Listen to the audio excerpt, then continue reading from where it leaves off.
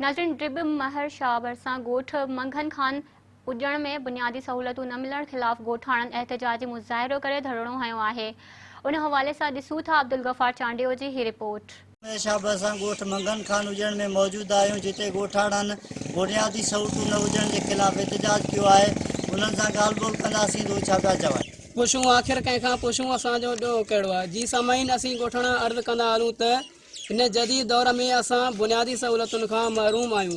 ॻोठ वॾेरो मंघन खान उजण में न रोड, न रस्तो, न अस्पताल, न स्कूल जी बिल्डिंग आहे, न स्कूल में बाउंड्री आहे। असां वॾनि खां वठी पीपुल्स पार्टीअ जा वोटर आहियूं, पर पोइ बि असांखे नज़रअंदाज कयो वियो आहे। उम्मीदवारनि खे अर्ज़ु त इहो ई कयो त हाणे त लभो बि कोन थो। जॾहिं कमु थो पए त असांजी निंड फिटी थी वञे।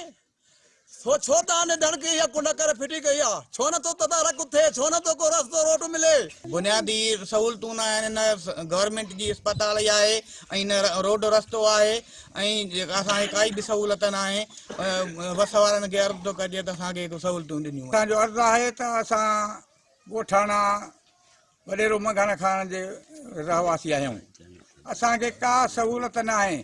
इलाही ख़र्च वठी असांखे पोल उभा करे ॾिना अथऊं। बिजलीअ जी त का सहूलत ई कान्हे। हिन उमिरि में जो असां बि हीअ कुतरियूं कयूं हिन महिल त पोइ असांखे बाक़ी पोइ छा खपे। असांखे महिरबानी करे रस्तो बि को ॾिनो वञे। असांखे का लाइट त ॾिनी वञे, को कलाकु ॿ त असां को कुतर करे को सुख जो साहु खणूं। कैमरामैन इमाम ॾिनो हुजण सां गॾु अब्दुल गफ़ार चांडियो, मेरान टीवी।